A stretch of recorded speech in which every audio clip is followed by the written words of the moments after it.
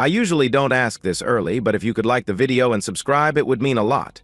We're so close to hitting 1,000 subscribers, and your support can really help get my content out there. Thanks. I kind of expected it, but I wasn't as emotionally prepared as I thought. The slights, the disrespect, the absolute refusal when it came to any kind of intimacy, all pointed to the same thing. She was either having an affair, thinking about having an affair, or just tired of being my wife.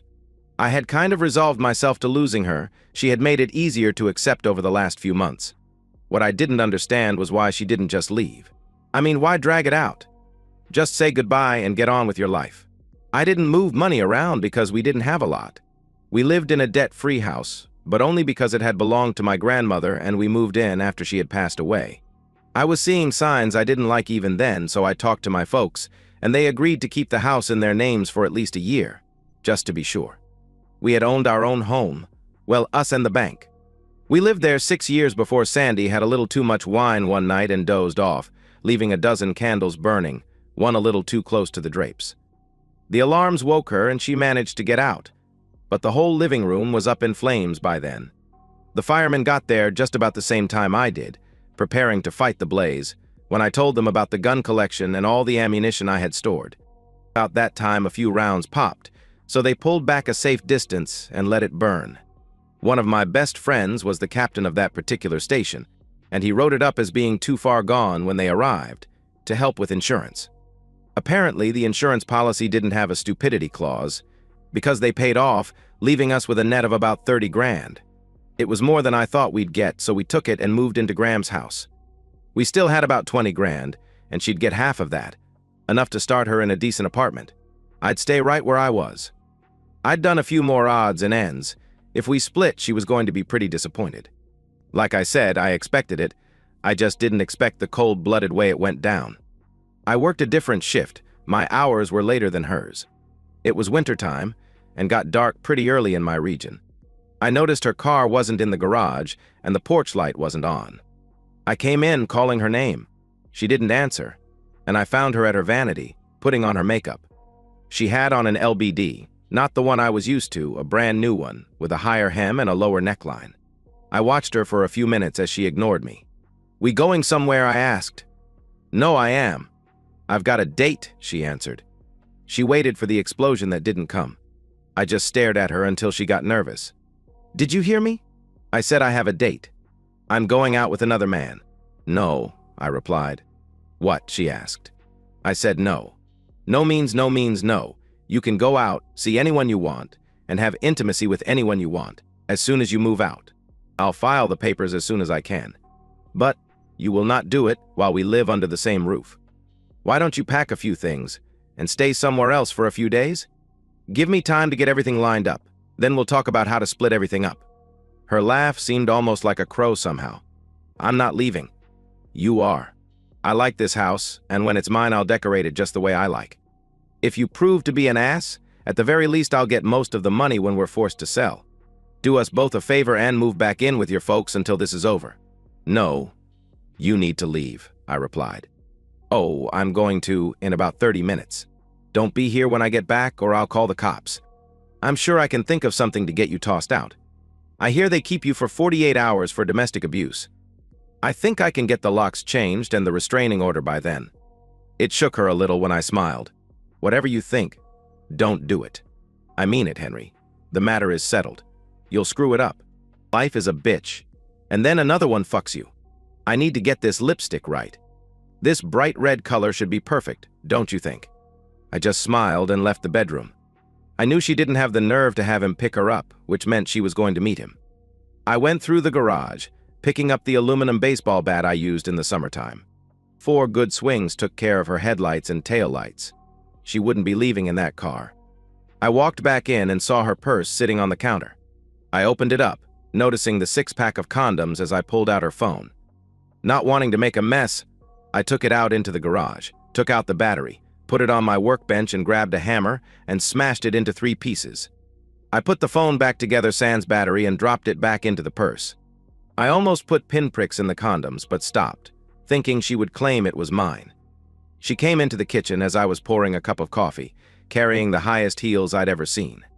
She frowned when she saw me. "Out," she screamed, pointing at the door. I just smiled and sipped my coffee. She sighed. "All right, if that's the way you want to be. Look for the cops here shortly. Might want to call your dad so you'll have the bail money when you can get out." I took another sip of coffee. Why would the cops come? I haven't threatened you, haven't laid a hand on you. All I've done is refuse to let you drive me from my home. That's not what I'll tell the cops. You threatened me when I asked for a divorce and got verbally abusive. I fear for my life. They always believe the woman. I'm not kidding, Henry. You got about 30 minutes until I make the call. She stomped out, as well as she could in those heels. 5 minutes later, you could hear her screaming through the door. She burst in, and the look on her face made me a little nervous. "You bastard. What have you done to my car? What makes you think I hurt your car? You shouldn't leave it parked on the street like that." She just stared for a second. "Never mind. I'll just call him to pick me up. I'll even let you see me kiss him when I get in. Don't be surprised if you don't see my head as we pull off." It was my turn to make her nervous when I grinned. "By all means, call him. It'll give us a chance to get acquainted. I can tell him what a crazy bitch you can be. I hope he doesn't have long-term plans. After all, you're proving to him that marriage vows don't matter all that much to you." She went up several decibels when she found out her phone didn't work. Stomping off, she came back wearing sneakers, carrying her heels. "Have a pleasant evening now," I said, grinning. I could still hear her cursing as she went down the street. It was almost too much when I saw her knock on the first door and not be allowed in. She must have repeated it half a block until she realized no one was going to help her. "Thank you, Mom." I had called her when I came outside, and she called all the neighbors. I grew up on that street, everyone knew me, and everyone liked me. Her, not so much. I knew she would get to a phone soon, so I sat back down and waited. It took the cops about 20 minutes to respond. I didn't know it then, but she had walked back, staying in the shadows, waiting for the cops to arrive. I knew one of the cops, a girl I graduated with. I invited them in and offered them a cup of coffee. They seemed nervous. "Let me guess. You came on a domestic disturbance call. See any broken furniture? See any abrasions on my knuckles, any torn clothing?" They shook their heads. "Then what makes you think there was any disturbance?" "She said you threatened her, Henry. Told her you were going to mess her up when she told you she was leaving you." "I'm sorry, Henry, but the law is clear. We have to take you in." "Gee, that sounds serious." "How serious is filing a false report?" I asked. The man spoke for the first time. "If you've got any proof of that, now would be a good time to show us." So I showed them the video I had made with both a camera and my cell phone. Both cops frowned. "Well now, this gives you a lot of options, Henry. Filing a false report is out of your hands. That's up to us. However, you can use the tape to get a restraining order. You can plainly hear her say you'll get yours.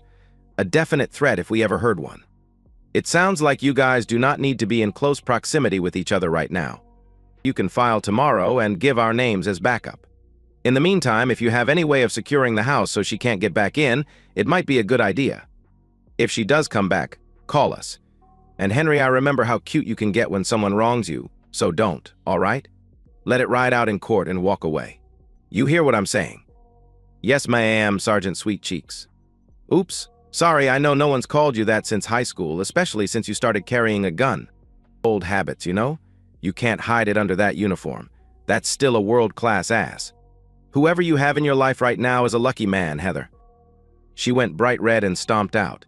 Seems I've suddenly developed the ability to piss off any woman I come in contact with. The guy grinned. "Sweet Cheeks, huh? You're right, that's a world-class rump. But no one is getting to see it right now. She just went through a nasty divorce. You're not the only one with a spouse who wants to date. Please don't make us come back tonight." They didn't have to come back. While I was talking to the cops, my loving wife had slipped into the garage with the bright idea to take my car. The drawback to that plan was she'd thrown her keys on the kitchen counter and couldn't come in with the cops there. Then she saw them. I always kept a set on the workbench, the keys to the monster. That's what she'd called it the first time she'd seen it. It was old, but in perfect shape, a 1989 full-size, four-wheel drive Suburban. I think you could have fit both our other cars in it. It was only driven when I needed to haul something on my trailer, to pull a friend's pontoon 2 or 3 times a summer to fish, and as a snow vehicle.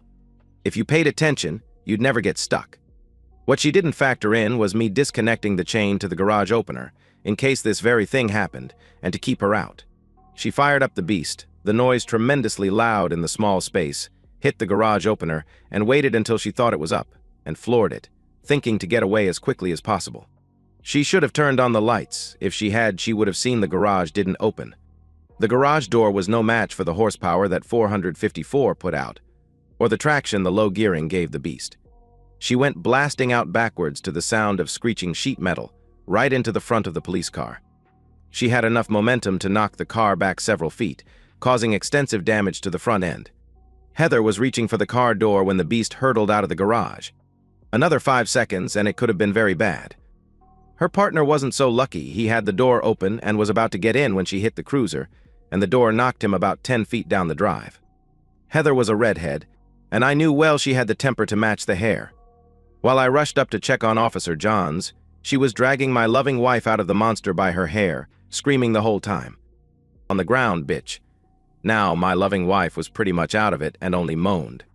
Once she was cuffed, Heather rushed back to her car and got on the radio. "Officer down. Officer down. Roll wagons and back up to 411 Elm Drive, now." Officer Johns was out cold. His face had caught most of the impact of the door, and it was pretty plain to see his nose was broken. I was cradling his head carefully in case of spinal injuries, to keep him from choking on his own blood. I must have held his head for 20 minutes before the first ambulance pulled up. 10 minutes later, it looked like a cop convention. Every officer on duty was there. Heather rode with Officer Johns to the hospital since her car was out of commission, after giving her statement to the investigating officer and referring him to me. Ginger got a free ride in an ambulance too, ending up with bruises, a few contusions from the airbag, and a pretty good case of whiplash. I went over the whole thing 4 different times before they were satisfied. Being a small town, I knew a couple more of the cops, including the man in charge, the father of a friend. He had been our baseball coach when we were in junior high. Any word on Officer Johns, coach, it didn't matter what rank he held, he would always be coach to me. Nothing definite, Henry. So far, though, it doesn't look too bad. They'll know more when the MRI and X-rays are examined. I thanked him and was walking off when he called out. "Just so you know, your wife seems to be fine, if being charged with all the things we can think of can be called fine. Any way you can charge her with extreme stupidity? No? Too bad. Here's the aftermath. Ginger got out on bond, hitting the bank and taking out $19,000, leaving me $1,000. She needed it to pay her parents back for bail and to hire a good lawyer. I still had the restraining order in effect, so we talked through our lawyers. Our first meeting went spectacularly bad for her. I had my parents along with my lawyer because their input was pertinent to the case. Her lawyer listed her demands. She wants the house, or at least half its value. I knew she had lined a realtor friend up to buy it for her, then sell it back using her half of the proceeds for the down payment. She knew I would never agree to sell it to her. My lawyer pulled a paper out of his briefcase and passed it over. He seemed surprised, and Ginger screamed. "What?" Her lawyer explained it to her. "His father owns the house. His name is nowhere on the deed. You can't get half of something you don't own." She was still fuming when he named the next demand. "My client wants all the new furnishings in the house, the living room suite, the dining suite, the furniture from all the bedrooms, the silver service, and the new kitchen appliances." My lawyer responded with more paperwork. Everything we had purchased was paid for by check, from my father's account. We would go pick something out. I'd take her home and get Dad and his truck. He'd write the check and I'd give him cash. All the furniture in the rental is owned by the landlord, I'm afraid. None of it is community property, but he did agree to let you pick out one of the bedroom suites, for nostalgia, I believe. In the end, almost everything we'd owned was out of her reach. I fixed her car the next weekend, delivering it to her parents' house when I knew they were out, trying to make bail for their daughter. She could have it, as well as the last 10 payments. The judge called me and my lawyer into his chambers during the divorce, looking over the papers. He tried to hide the grin, but couldn't. "Real cute there, boy. You cut the legs right out from under her. You knew this was going to happen, didn't you?" I shrugged. I didn't exactly envision this scenario, but I knew it wasn't going to end well. I was just protecting myself. By all rights, she owes me $9,000 from the money she took, but if she'll just sign the papers, we'll call it even. He grunted. Fair enough. Back out in the courtroom, he told Ginger that everything was documented and legitimate, and there was nothing he could do about it. But I had agreed to let her keep all the money she took if she would just agree to the divorce. If not, then I would go after that too. She was furious, but she had no choice. The judge slammed his gavel down and I was a free man. She had to forget about me and focus on her other problems. Filing a false police report. Assaulting an officer by vehicle. They tacked on a lot of trivial shit that got thrown out because they were pissed at her over Officer Johns. She got lucky and ended up on probation for a year. I ran into her a month later at Walmart of all places. She wanted to talk, so we ordered drinks at the subway and sat down. It took her a minute to get her voice. Why were you so cruel to me? I could ask the same question. When exactly did you decide to check out of our marriage? You could have made a clean break, you know, not made the last few months so miserable. And what was the reasoning behind shoving your date in my face? You lived with me long enough to know I wouldn't just roll over. She sat for a minute before speaking. I wasn't happy and hadn't been for a long time. I hated our house burning down, hated the move here, hated leaving our friends. I guess that's what started it. Looking back, I knew you were a nice guy, and I should have just talked to you. That's about the dumbest thing I've ever heard you say. I wasn't keen on moving back home either. I liked where we lived. If you'd have given me the least idea you wanted to stay, we would have taken the insurance money and bought something else. Even after we moved, we could have still moved back. I think that may have been some of it, but the truth was you wanted out. Why the big song and dance at the end? I know it wasn't all your fault, but I blamed you for everything. I wasn't really interested in anyone else, I just wanted to hurt you. I'm sorry for the way I acted. You were right, we should have just talked it out and parted on as good a terms as we could. I got up, done. Well, that was enlightening. You need to see someone, Ginger, you're pretty fucked up. I hear you're moving back home, so I doubt I'll see you again. Try to live a decent life, and if you fall in love with someone else, use our experience as a learning tool. I didn't say goodbye, just walked away. I saw her 4 years later when I went back for the funeral of a friend. She looked pretty much the same, maybe 5 pounds heavier with longer hair. She saw me and smiled, but we never spoke. That suited me, best to leave the past in the past. About 2 years after the whole mess, I ran into Sergeant Sweet Cheeks at the gun range. She was in jeans and still had the killer ass. We talked, and I found out she was engaged to Officer Johns, who had made a full recovery. He got a pretty good settlement from my auto insurance, and they were planning to use it for a down payment on a house. 18 months later, I saw her again and asked how she liked wedded bliss. She snorted. He doesn't seem to think as highly of my ass as you do. I caught him with another ass, and the ass belonged to a man. We didn't part on the best terms. I'd like to say I'm sorry, but I'm not. She seemed surprised. Why not? Because now you're a free agent again, I hope. I never got a crack at that sweet ass in high school, this might be my chance. And just so you know, even if it is a world-class ass, I like everything that's hooked to it, including that brain of yours. I hear you're a detective now. Can you use that superior brain power to deduce what I'm thinking? She colored a little before laughing. If it's what I think you're thinking, I'd have to lock you up. Anal is still illegal in 9 states. It was my turn to glow, but I was smiling. Is this one of those states? No, you got lucky.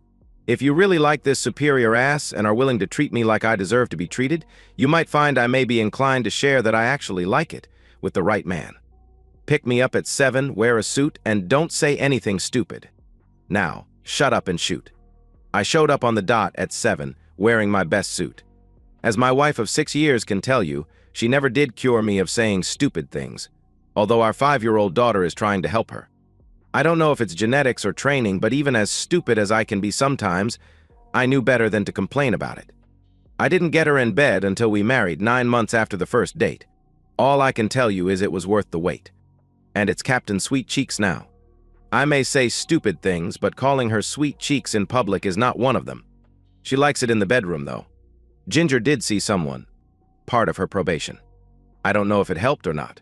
She remarried, twice, and the second one seems to be a keeper. Seems he keeps her on a pretty tight leash and reminds her of me when she gets out of hand, telling her I'm not the only one who plays the long game. It seems to keep her centered, at least to the cousin who told me about it. All I can say is good for her. Our daughter Kelly got married today. Our wedding present to her was my grandmother's old house. Heather never really liked it, and when my parents passed, we moved into their house, a big 2-story, rambling old farmhouse. Our son Mark will get it when we pass, which won't be any time soon, I hope. After Kelly left on her honeymoon, I surprised Chief Sweet Cheeks with tickets to one of those river cruises, a 25th wedding anniversary present. She'd always wanted to go, and I'd finally saved up the money to take her. 2 weeks rambling through Europe, her dream vacation. It got me some really good loving and a rare shot at her back door.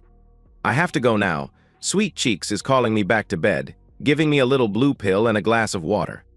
Looks like it's going to be a very nice vacation. And that's the end of today's story. If you enjoyed it, please give this video a thumbs up and drop a comment below. Your support helps the algorithm push my content further. If you're new to the channel, don't forget to hit that subscribe button. It really helps me keep creating more stories for you. Thanks for watching, and I'll see you in the next one.